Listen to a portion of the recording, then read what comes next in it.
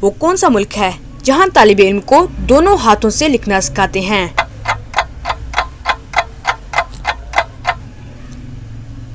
तो इसका जवाब है जापान। जी हाँ दोस्तों, जापान में तालिब इल्म को दोनों हाथों से लिखना सिखाते हैं। वो कौन सा परिंदा है जो बगैर गर्दन घुमाए पीछे की तरफ देख सकता है?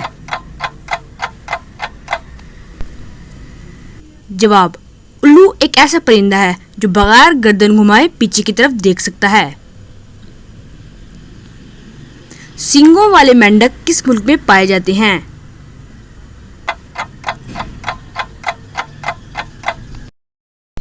जवाब, ब्राजील एक ऐसा मुल्क है जिसमें सींगों वाले मेंढक पाए जाते हैं।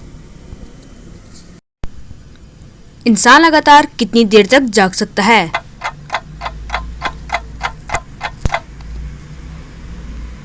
जवाब, इंसान 36 घंटे तक लगातार जाग सकता है। बताइए, मादा मकड़ी जाल बुनती है या नर मकड़ी?